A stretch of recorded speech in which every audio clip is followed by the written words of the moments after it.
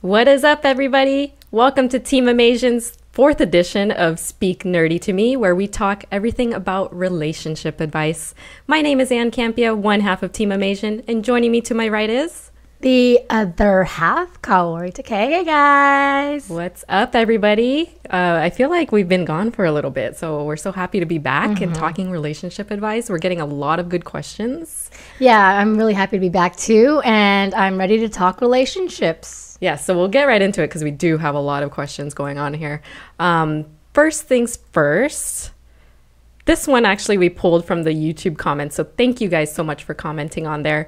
Olivier's son asks, if I meet someone and it goes well and she gives me a way to contact her, how long should I wait to contact her? I heard it can come off as needy if you contact her too soon after. But isn't it rather what you say that will show that? When is too soon or too late? Kaori, let's start with you on this one. Okay, quite frankly, I think that there shouldn't really be a time gauge for this. If you're digging the girl, just let her know. Give her a call the next day. Now, it is needy if you're calling her hour by hour or waiting by the phone for her text to get at you right away, but I don't believe in playing games. I think that if you are feeling her, she should know that, because if you're sitting there playing games by taking some time away and having her guess, it can stress her out. So feel free to just show her your interests. I agree. That's my take. Yeah, don't hide it if you're interested. I'm going to share just a little tiny story about how John made his first phone call to me. Aww. And it was really sweet because I had never, interacted with a guy who just straight up said, I'm going to call you because I'm interested. I don't care if it's a minute after a date or a week later or whatever, but I'm interested. I'm calling you, and that's why I'm calling you the next day.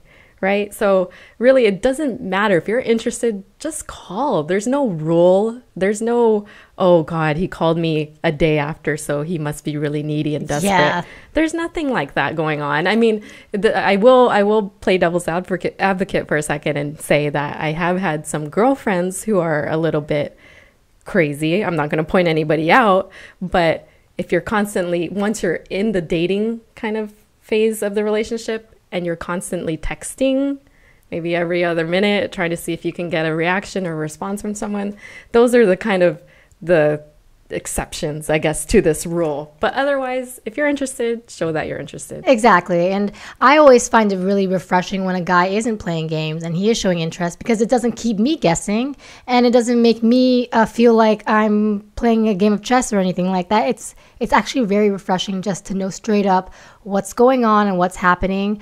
But yeah, I mean, obviously, if you're sitting there being a little obsessive, and you'll know when you're being obsessive, that's the point to stand away. But it doesn't feel like that to me from your question. Awesome. All right, let's move on to the next question. Is King Sport Cow, I'm reading it from sideways, so excuse me. King Sports Cow, oh my boy, is dating a coworker a bad idea, is the question. Again, is dating a coworker a bad idea? Yeah. Anne. Oh, okay. Well, yes and no. It depends, I think. Work environment is definitely a factor.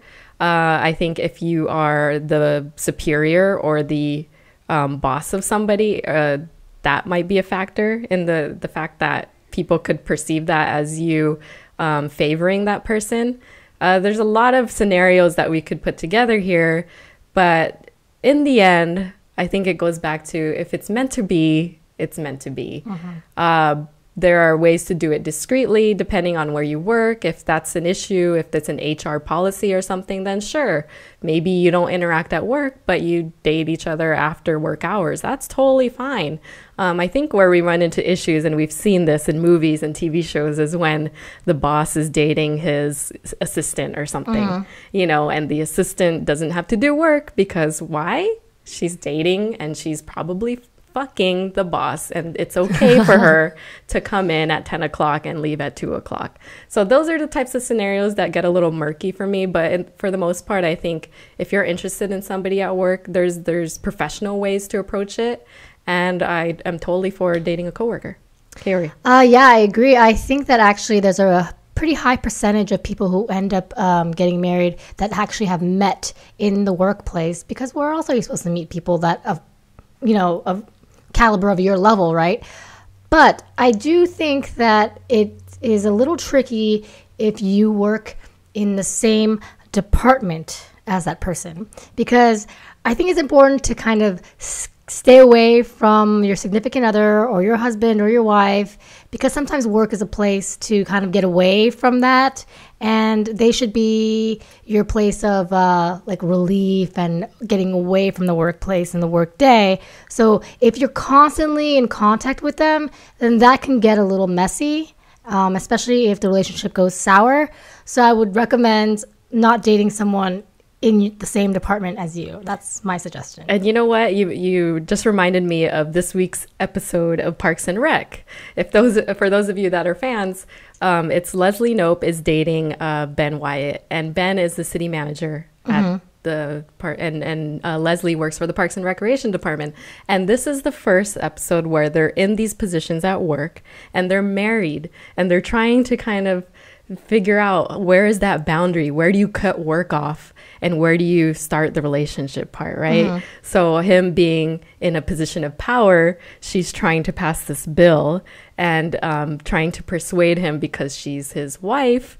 But it's one of those things where you just have to kind of set those boundaries in the relationship and know that you got to leave work at work, and like you said, enjoy the time together outside of that. And that honestly does get tricky sometimes. Yeah. If you see your significant other around the workplace, you want to hang out with them and forget about work a lot of times. So good luck with that. And, it takes a certain amount of willpower and a lot of conversation and figuring out, like Anne said, the boundaries. So, yeah. All right. So let's go on to the next question. Adam Neves asks, I don't have some fetish, but I just can't stop smiling when I meet a pretty Asian woman with dimples who is smart. Sounds like somebody to my right. Is there any way to break that barrier? Kaori, go for it. Ooh, that's tough. I mean, I don't think that barrier is distinguished based on an Asian girl with dimples versus any other woman. Breaking that barrier is just really just going out there, being real, genuine, and getting to know that person. I don't know what barrier is different from an Asian and a white person, or, Yeah, I mean, it's pretty specific Yeah. in the women that he's trying to track down here. I mean, not only do they have to be Asian, but they have to be smart. And they have to have dimples, and they have to be smiling at him or something because he's smiling back. Best barrier is to go to Asia and meet an Asian girl there. Yes. Because you will be king there if you are from America. But hey, we're not going to blame you for, being in that yellow fever, because obviously we are one of those. I mean, how can you blame yourself? No, I'm just kidding. Yeah, I don't know. There's no tips. Take what Kaori said and run with that one. But if you want to be more specific, please go ahead so we can, finish that question. Yeah, that sounds good. All right, next question. Okay, so Keith, our King Solver, that's awesome last name, and that's really your last name, asks, good place to go for our first date, Anne? Ooh, Ruth's Chris Steakhouse. Ooh, no, I'm just kidding. That's a big one. I'm just joking. I'm pretty relaxed. I think that you could just take me to dinner, and I think that's the perfect environment for you to get to know somebody. For me, it's really big that you're in a place where you can actually talk and hear each other talk. So going to a loud concert or something where there's a lot of noise really isn't for me. But that's just me. Obviously, there are hundreds and millions of billions of women out there, so they all have different interests. If you have any idea actually of what the girl is into before you go on this first date, it might be kind of neat to try to plan something around their interests. Maybe you guys met at a comic book store or something, so maybe you do something nerdy. I don't know. Those are just my suggestions. Kaori? I think quite simply dinner, and if the dinner is going well, a movie. So dinner and a movie in parentheses, optional. But make it a dinner where it's not too expensive and not too cheap, and and it's more about the food and how good the food is, because that's so important. And please pay for her.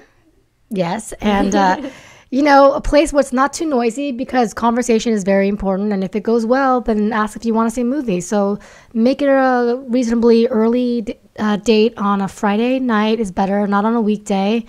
I've been asked to go out on a weekday, and it's like, I don't have time for anything but just one pineapple juice, and that's it, and you're out. But yeah, I think the whole cliche of a dinner and a movie is a great first date. And then once you guys start really going out and like showing each other different interests, then that's when it can get really creative. John and my first date was actually dinner and a movie. There you go. How it fitting. went well, so she got a movie. I know.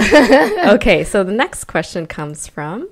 Oh, actually, Kaori, let's preface this before we get into these questions. Okay, well, we've been getting a couple emails, and these are situational questions. So they're basically, our viewers are giving us a situation, and we're going to give them some advice on how to move forward with this situation. Again, it's just our advice and our opinion based on our experience. It doesn't mean to follow it, but we love to give out our advice.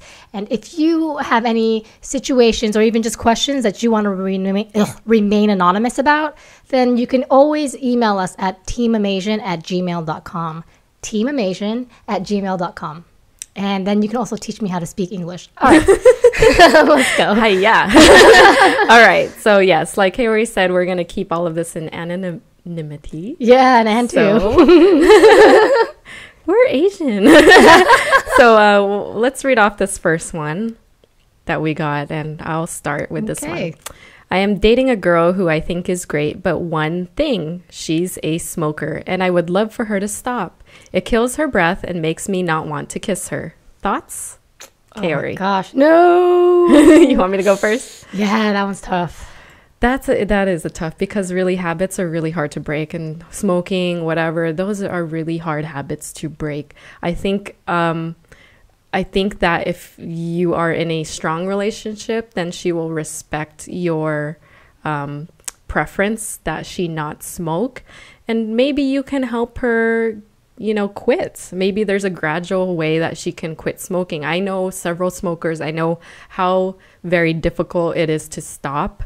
But if it's something that's important to you, then I think she would respect the fact that you would like for her to stop. And maybe you can buy her the patch, or buy her, some e-cigarettes or something to just kind of start to wean her off of it. I don't know. Maybe there's some compromise there until maybe, hopefully, one day she'll stop smoking.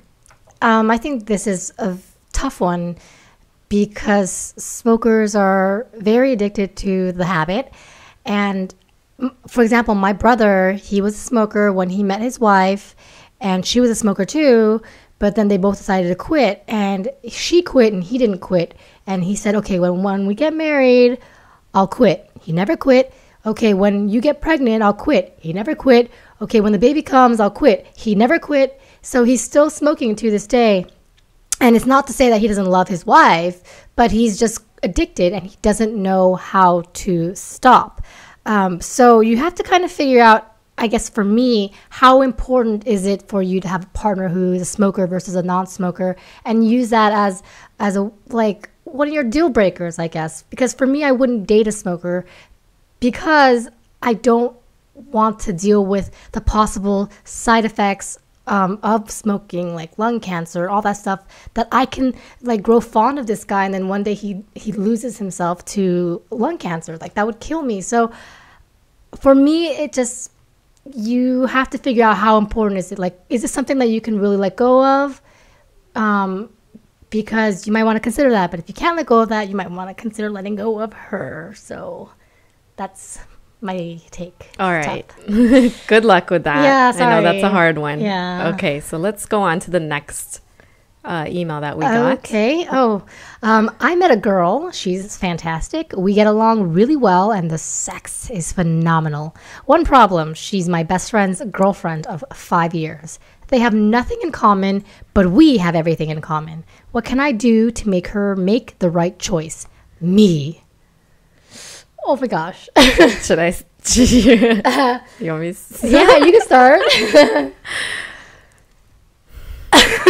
What the fuck are you doing in this relationship? You're with your best friend's girlfriend, and then you're out here saying, "I'm sorry. I'm sorry. I have a problem with that," because you should be respectful of your best friend and their relationship, even if it's a bad one. Even if it's a really bad relationship, at least, maybe coerce your friend into getting out of that relationship, wait some amount of time, and then get into a relationship with the person. I don't know. This is just a really sticky situation. But right off the first thing I wanted to say was, WTF, what are you doing in the first place? And what makes you think, not to be harsh, Team Amasians, but what makes you think that she won't eventually do that to you?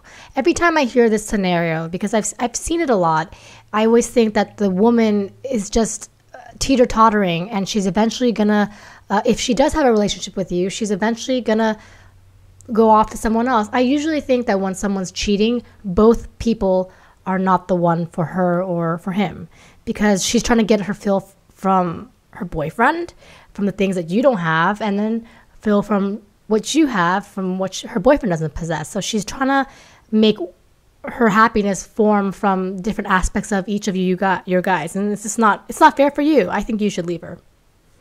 And look, I'm sorry, but if it's meant to be, it's meant to be. This is a pretty effed up situation, though. But sorry, I have an issue with it, but I think if you are meant to be with her, then it will work its way out as well. So yeah, see what happens. Yeah, and if you do can her, then there's a higher chance of her wanting you and choosing you. But, and this is going to sound totally bitchy, but if you do can her and all of a sudden you tell her man, like, look, like, this is what's happening, you won't lose him. You probably won't lose him. And you can have her figure out who she wants. Wow. That's Tough a hard stuff. one. All right. Oof. Okay, so we got this scenario as well. I can't orgasm with my boyfriend. I love him, but I have to imagine someone else to get off. And then I feel guilty. Help. Kaori? Look. I think for the most part, a lot of times women don't have a high success rate of orgasming during sex. It's the foreplay and like the emotions and all of the above that make it happen. If you have to imagine another person to orgasm or reach that, don't feel guilty. I'm sure he's doing it too. Yeah. Yeah. I mean, unless this is a very specific case, maybe you've dated everyone else you've dated, you've been able to get to that point during sex, and it just happens to be this one guy, then maybe there's an issue outside of sex that's bothering you. Maybe you're bored with sex. Maybe there's something he's not doing in bed that's true that's not satisfying you. Those are the questions you have to ask. But if this is just a regular thing, it happens in any relationship you're in, then maybe there's, and like Kaori said, it's not all the time. It's not like the movies where every time you're having sex you're orgasming, right? But maybe if you want to get to that point with this guy, maybe you explore things. Maybe you even be open enough to admit to him, not so much that I'm faking it or whatever, but maybe you say something like, hey, want to get a little more exciting in bed. Maybe there's things they can explore together as a couple. Yeah, and I just say don't feel guilty, because I think like you're part of the majority. A lot of women are having a hard time orgasming during sex, and it's a big plus that you can, even with someone else's face. So don't feel guilty. Just do it. Do what you want. Just one piece of advice: don't say another guy's name when you're orgasming. Oh yeah, never do that. All right. So that will do it for us today. Those are some great questions. You guys, we really, really love seeing all of these questions, getting them via Twitter, on YouTube, getting them in our email. As Kaori said, if you want to stay anonymous and give us some of these scenarios that you've heard today, we've been getting them. We love to answer them. We won't say your name. We'll give you our honest opinion. You don't have to take it. You could leave it, whatever. Say we're full of shit, whatever. Email us at teamamasian@gmail.com. We'll definitely answer these next week when we do our next video. Yeah. And subscribe to the Movie Blog TV channel, where you'll find all of the Team Amasian content as well. Kaori, where can we find you online? You can find me on Twitter right here, KAORIOUS. And you can find me at Campea, and you can find the both of us at Team Amasian. Team Asian. Email us, chat with us, let us know your thoughts on this week's episode. Be our friends. Yes. Until next time, everybody. We'll see you later.